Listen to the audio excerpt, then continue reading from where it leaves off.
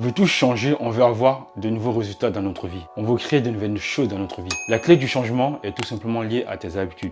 Tout ce que tu as actuellement dans ta vie est tout simplement le fruit de tes habitudes passées. Si actuellement dans ta vie, tu es en surpoids, tu manques de motivation, tu n'es pas bien physiquement, mentalement, tu n'as pas une vision claire de ce que tu veux, c'est parce que par le passé, tu as adopté des habitudes, des comportements qui ont généré ces résultats actuels que tu as dans ta vie. Une habitude est tout simplement une action positive ou négative que tu fais tous les jours, que tu répètes tous les jours, qui va générer avec le temps des actions positives ou négatives dans ta vie. Il est important que tu comprennes cela. Une habitude est tout simplement liée à ce que tu fais tous les jours.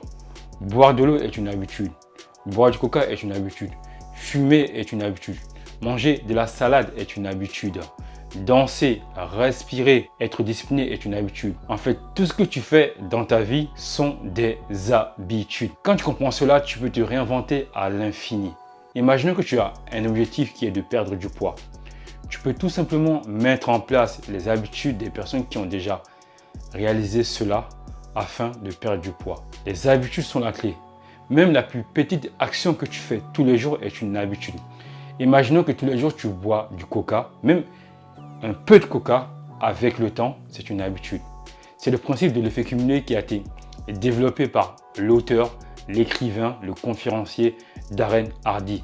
Il a par ailleurs écrit un livre portant le même nom, Effet cumulé. Tout ce que tu fais tous les jours est une habitude. Imagine-toi, tu as deux amis, un qui a décidé d'arrêter de boire du coca parce qu'il sait que le coca est dangereux, il sait que le coca est bourré de sucre. Il sait que le coca peut te faire prendre du poids. Il sait que le coca peut créer des maladies cardiovasculaires. Et il a décidé de remplacer le coca par de l'eau. Et le second, il décide tout simplement de continuer à boire du coca. T'imagines les conséquences dans 2, 3, 4, 5, 10 ans? C'est ça l'effet cumulé. Et l'effet cumulé s'applique bien aux habitudes. Parce que quand tu mets en place une habitude, tu ne verras pas les résultats maintenant. Ça prendra du temps. Et en fonction de l'habitude, il te faudra beaucoup de volonté, beaucoup d'envie de changer. Les habitudes qu'on met en place prennent du temps à être visibles en fait. Mais quand tu mets en place de bonnes habitudes avec le temps, tu vas forcément changer ta vie. Mais avant de rentrer dans le vif du sujet, abonne-toi à la chaîne pour ne pas manquer les prochaines vidéos. Like la vidéo parce que je sais que tu vas la kiffer, que tu vas l'adorer. Donc dans cette vidéo, je vais tout simplement te donner des 4 habitudes que si tu les mets en place dès maintenant, auront un impact positif sur ta vie. La première habitude à mettre en place dès maintenant est d'apprendre à te récompenser tous les jours. Quand tu es une personne ambitieuse, quand tu as des objectifs là, hyper haut, le chemin va être long et compliqué. Tu dois absolument apprendre à repérer tes petites victoires et à te féliciter pour ce que tu as fait. Sinon, tu risques d'abandonner, tu risques de déprimer. Énormément de personnes réalisent des choses extraordinaires, mais elles n'apprennent pas à se féliciter soi-même. Tu peux même prendre ta journée et voir ce que tu as fait, ce qui te rend fier, ce dont tu te dis waouh, ce que je viens de faire là, je suis assez fier de ce que j'ai fait. Et quand tu as identifié la chose qui te rend fier, félicite-toi. Tu peux décider comme moi d'aller au Starbucks, prendre un mocha blanc que j'adore. Tu peux décider d'aller te poser au ciné, d'aller voir des potes. Bref, tu peux faire une chose qui te fait vraiment kiffer. Parce que on va pas se mentir, atteindre ces objectifs, c'est compliqué. Donc, même quand tu fais une très petite chose qui est comme de boire de l'eau à la place du coca, dis waouh, je suis assez fort, je suis fier de moi. Parce que 99% des gens boivent du coca et toi, tu as décidé de boire de l'eau. C'est un miracle. Tu dois être fier de ça. Apprendre à se donner de l'amour est essentiel. C'est comme envers sa copine. Quand tu as une copine, tu dois lui prouver que tu l'apprécies. C'est par des actions. Toi, quand tu réalises des choses, tu dois prouver à ton cerveau que tu t'aimes toi-même, que tu as assez d'amour propre pour toi-même, que tu as assez d'amour envers toi pour te féliciter. Donc, apprends à te récompenser. Cela va augmenter ton estime de toi, ta confiance en toi-même, ton bien-être moral, physiologique, ta stabilité émotionnelle. Parce que quand tu attends de l'amour des autres, tu vas être tout le temps déçu. Mais quand tu apprends à identifier tes victoires tous les jours, à être fier de ça, crois-moi, avec le temps, ton estime va être là. Parce que tu auras prouvé à toi-même que tu es une personne de valeur, que tu es une personne qui fait ce qu'elle se dit à elle-même, que ta parole est importante, que ta personne est importante. Apprendre à se récompenser tous les jours est la base et est le chemin vers une meilleure estime de soi-même. Se récompenser, c'est tout simplement une preuve d'amour envers qui nous sommes.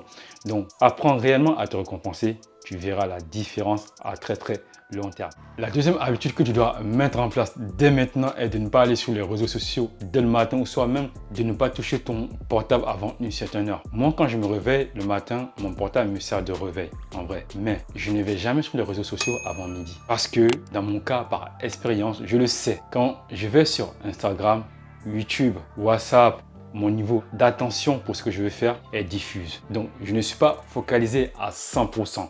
Donc, ce que je fais le matin, quand je me réveille le matin, mon portable, je l'éteins parce qu'il sonne. Et après, j'ai une application, le sport, je lance ça. Et quand j'ai fini, mon portable, je le loin de moi et je fais tout ce que j'ai à faire. Et cela me permet, je vous promets, d'être plus productif le matin. Mais toi, le matin, quand tu te réveilles et que tu prends ton portable, que tu vas sur TikTok en plus, sur Instagram, tu vas forcément être influencé, distrait. Et ton taux de dopamine sera là. Et plus tard, quand tu voudras t'asseoir et travailler sur un projet qui demande de l'énergie mentale, cela sera hyper compliqué. Donc, l'astuce est de vraiment décider que le matin, quand tu te réveilles, tu dois absolument travailler sur tes projets les plus importants.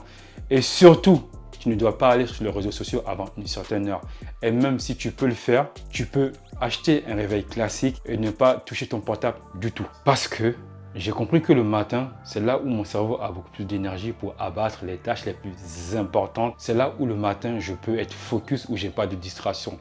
Mais si toi, dès le matin, tu commences à aller sur Insta, TikTok, YouTube, WhatsApp, tout ça, bah, ton niveau d'attention va être diffus et ça va être hyper compliqué d'être productif par la suite. Donc, la deuxième habitude qui te fera gagner énormément d'heures de productivité est que tu dois te discipliner à ne pas toucher ton portable, à ne pas aller sur les réseaux sociaux dès le matin. Tu peux dire à partir de 10h, 11h, je peux aller sur les réseaux sociaux. Ou soit tant que je n'ai pas terminé une tâche importante à mes yeux, je n'ai pas le droit d'aller sur les réseaux sociaux, je n'ai pas le droit de toucher à mon portable. Donc, adopte cette deuxième habitude et tu verras avec le temps, le travail que tu seras capable d'abattre, le travail que tu seras capable de faire. Crois-moi qu'avec le temps, tu vas être très productif et tu vas atteindre tout ce que tu voudras faire. Donc, le matin, habitude numéro 2, ne touche pas ton téléphone, ne va pas sur les réseaux sociaux avant une certaine heure. La troisième habitude que tu dois adopter dès maintenant est d'apprendre à faire des choix rapides, à décider rapidement.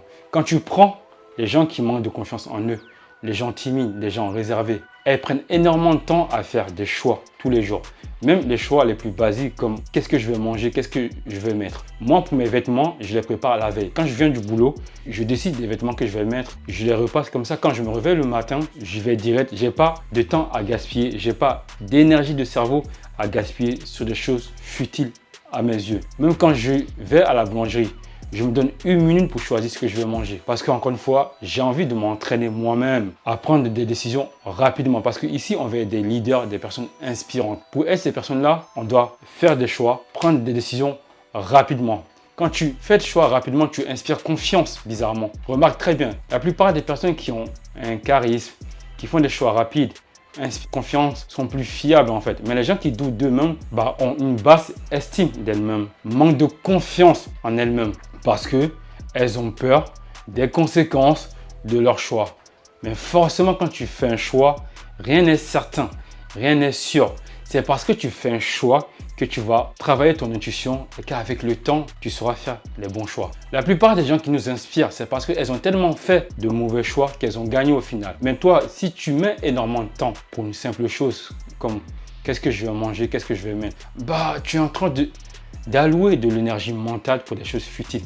Quand tu prends Mark Zuckerberg, le créateur de Facebook, avant, il mettait toujours les mêmes vêtements parce que ces personnes-là ont compris que leur temps de cerveau est cher, que l'énergie mentale qu'ils vont allouer à comment je vais m'habiller n'a aucune importance. Ils vont l'allouer aux choses qui ont une valeur là, qui peuvent apporter énormément de valeur dans la vie des gens. Quand tu prends du temps à faire un choix, à décider, tu manques de confiance en qui tu es, factuellement.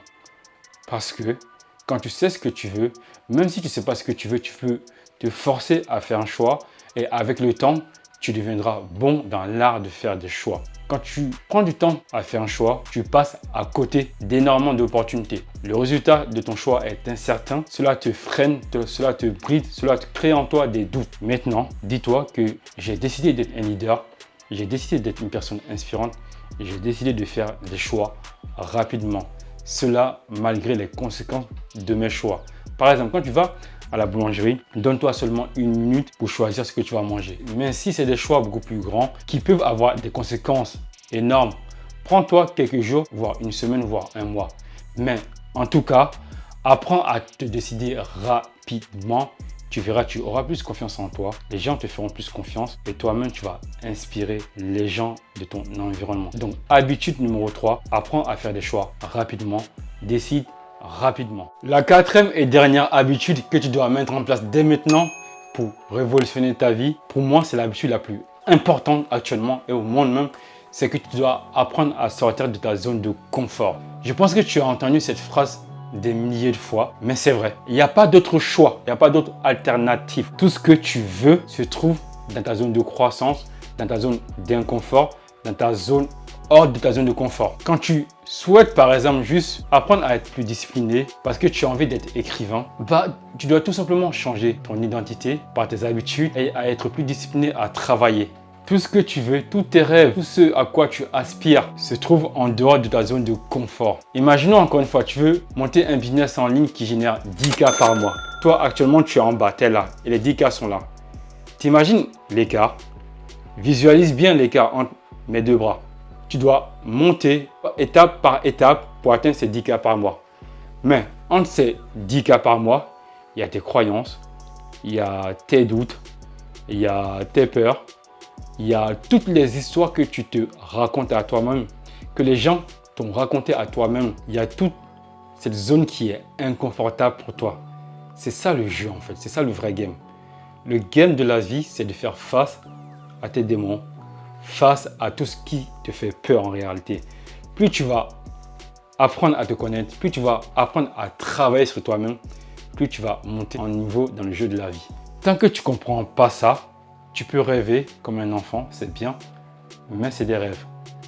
Mais si tu décides tous les jours, moi, je vais faire un pas en dehors de ma zone de confort, je vais aller vers ce que j'ai envie, malgré mes peurs, c'est là où tu vas créer de la magie, des changements, des choses énormes dans ta vie. Parce que tout ce que tu veux, tout ce que je veux, se trouve en dehors, au-delà de ma zone de confort, de la zone que je connais déjà. Si tu veux avoir un corps sportif, perdre du poids, tu dois aller dans l'inconfort, tu dois aller courir, tu dois aller à la salle de gym, tu dois manger sainement, tu dois boire de l'eau, dormir tôt, arrêter de prendre trop de sucre. C'est ça l'inconfort pour toi. Si tu veux faire 10K par mois, tu dois être discipliné, travailler, démarcher des clients, appeler les gens, être gestionnaire, c'est ça l'inconfort pour toi.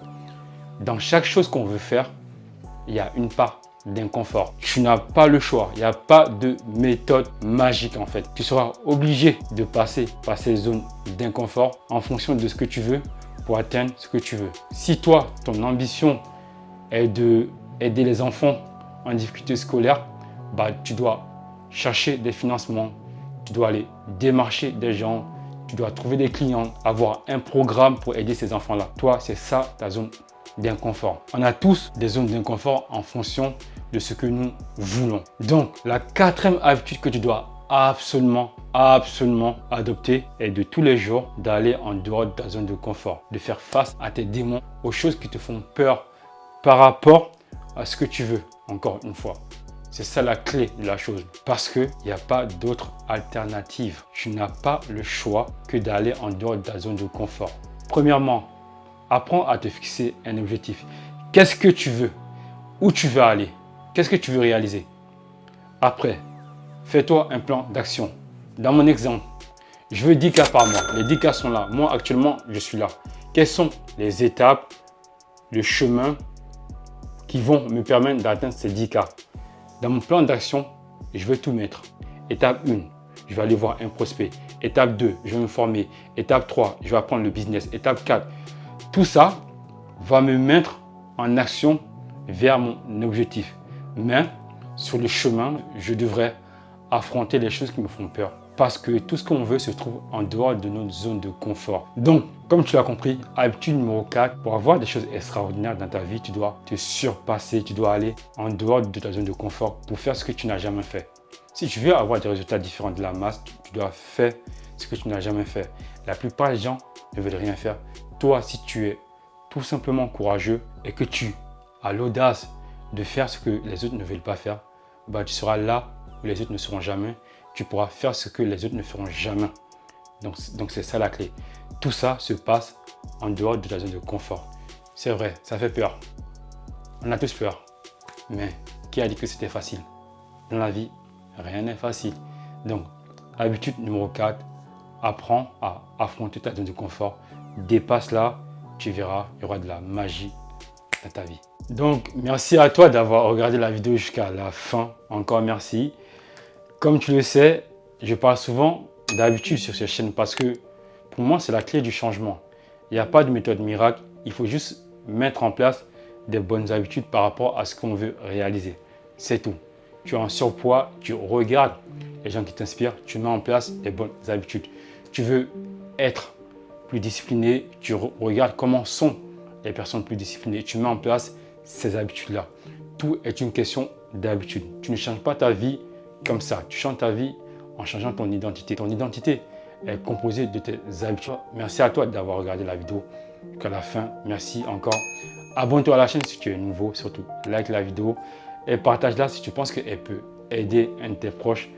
Ciao, amour, courage, paix.